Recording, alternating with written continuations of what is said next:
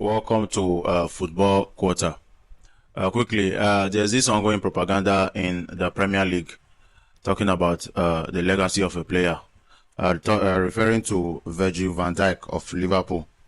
I believe we've heard fans say that Virgil van Dijk should be among the top 5 best centre backs in the Premier League history. I believe most fans that are on social media must have heard things like this. And today I would like to say that personally I feel Virgil van Dijk is a fraud. I'll give you my reasons why I said so. Now, if we want to refer to best centre backs in the Premier League, we'll talk about people like John Terry, we'll talk about Ferdinand, we'll talk about Vidic, we'll talk about Vincent Kompany. I'll talk about so other great centre back that has played in the Premier League. So that means you saying Virgil van Dijk is among the top 5. That means he should be better than most defenders in the Premier League history. And I think this propaganda is from the Liverpool fan base. I will say why. I stand to be corrected. I'm not sure that Liverpool has had a proper legend as a centre back. I believe I've seen the Premier League Hall of Fame, and I don't think I've seen any player from Liverpool that is among those voted for the Premier League Hall of Fame that's a centre back. So they are trying to push this narrative so that they don't feel left out. You know, when you talk about centre back legendary status, you have Chelsea boasting with John Terry.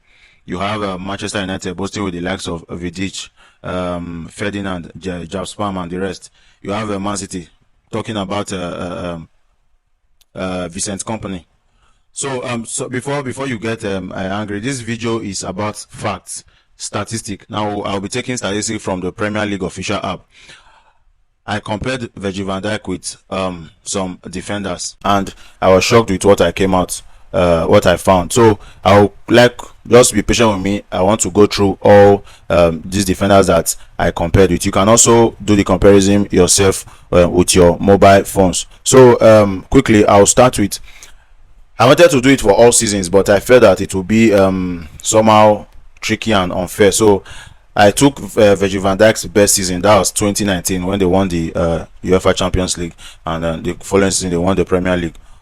Then I did my comparison using that year. I compared Van Dijk of 2019 with Harry Maguire. Yeah, the clown. Harry Maguire, the clown of Manchester United. I compared Virgil van Dijk with Johnny Evans of Leicester. I compared Harry Maguire. I compared Virgil van Dijk with Soyuncu, same Leicester, Kagla Soyuncu.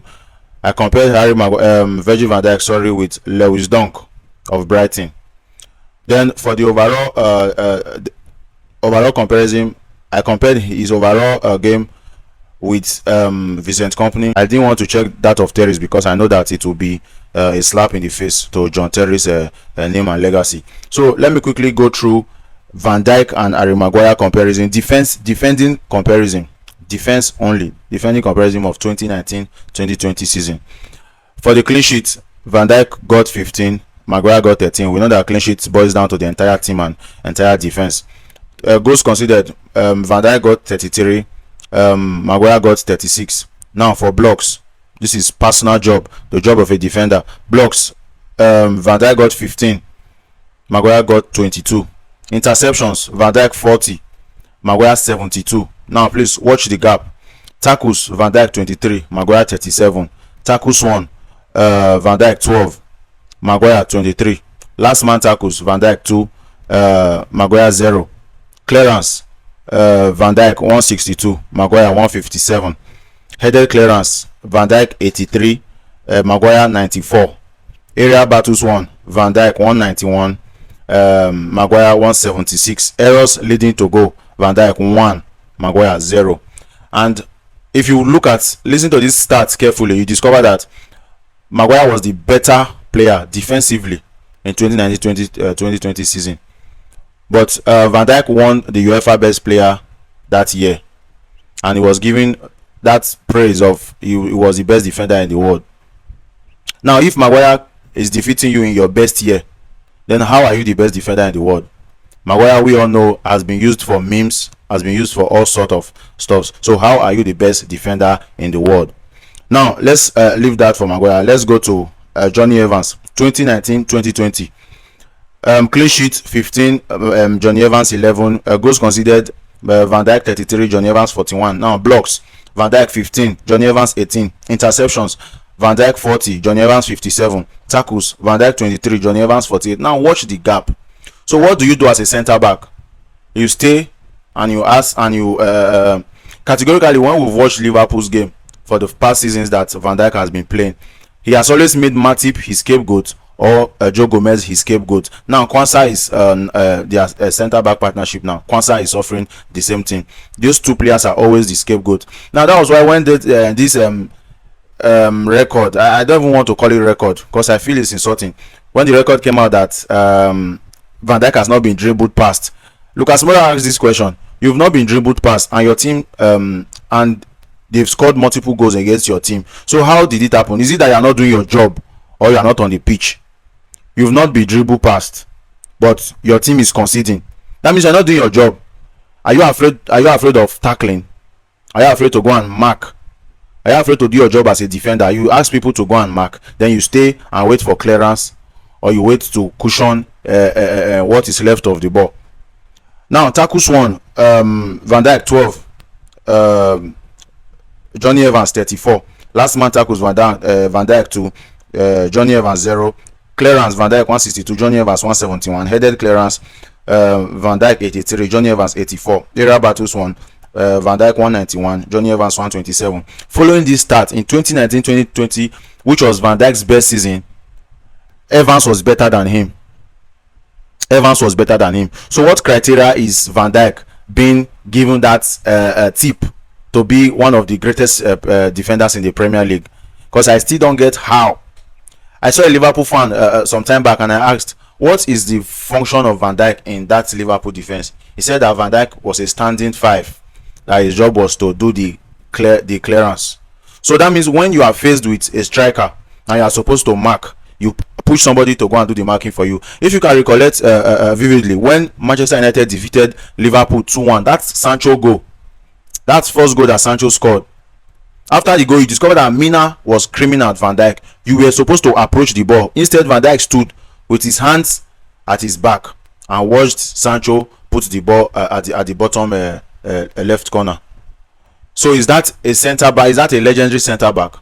Is that what we can say and call somebody that is of a legendary status, that wants to be called among the top 5 centre backs in the Premier League? Now let me quickly, because of time, this comparisons, it will be on the screen as you watch this clip. Let me quickly talk about the comparison with Soyuncu. The goals, clean sheet and goals conceded, Van Dijk was on top. Blocks 15 to Van Dijk, 19 to Soyuncu. Interceptions 40 to Van Dijk, 43 to Soyuncu. Tackles 23 to Van Dijk, 60 to Soyuncu. Then tackles 12 to Van Dijk, 40 to Soyuncu. Then last man tackles 2 to Van Dijk, 0 to Soyuncu. Clearance, headed clearance, Van Dijk was on top. Now people might want to say, but Soyuncu plays for a smaller team. There are also smaller teams that Van Dijk did better than their defenders. Talking about Tyrone Mings and some other defenders, Van Dijk did better than them. So it's not about smaller teams, it's about how you take your job, how you put yourself in that war front. One thing I like about Harry Maguire is he was never shy of tackles. Even when you dribble him, even when he makes mistake, he always goes to tackle. But Van Dijk will always want to put somebody ahead, go and tackle, then I'll cushion what is left of the ball. Or if the ball comes to me, I'll clear, or I'll make the defender unstable to take a shot at goal. Is that what we'll say? Is that what the John Terrys of Chelsea did? Was that what Vidic of Manchester United, Ferdinand, was that what they did? Was that what Company was doing? These players, they were leading from the back. They were at every tackle, at every pressing, everything. You saw them there. You saw Vidic literally bleed for Manchester United. You saw John Terry bleed for his team. Those are warriors. Those are centre backs, and that is what centre back is supposed to be. Now I decided to, okay, let me for some people that will be like, when you check their overall with some other so-called legend, it may be better. I say, okay, let me check with let me do the all-season comparison between Harry Maguire and Virgil Van Dijk. Two of them, they are playing. They were almost at the big teams almost the same time. I think Van Dijk came a season, and the season later Maguire came to Manchester United. and I was surprised with what I still got. Now, Van Dijk had more games. He has more games than Manchester United.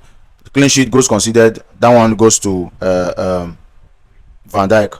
The blocks, Van Dijk 142, Maguire 178. Interceptions, Van Dijk 378, Maguire 353. Tackles, Van Dijk 261, Maguire 277. Tackles won, Van Dijk 171, Maguire 185. Last man tackles, Van Dijk 8, Maguire 5. Clearance, Van Dijk 1282, Maguire 952. Headed clearance, Van Dijk 708, Maguire 603.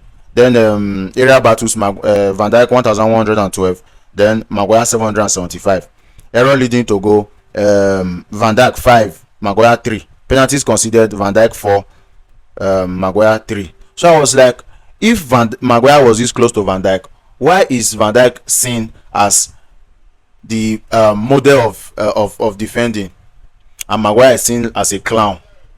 Because from these differences now, I don't think the gap is that much between Van Dijk and Maguire. But if you watch the media hype, what is said about these two players, it is totally opposite. It's as if Maguire is total shit, while Van Dijk is the epitome of a perfect defender.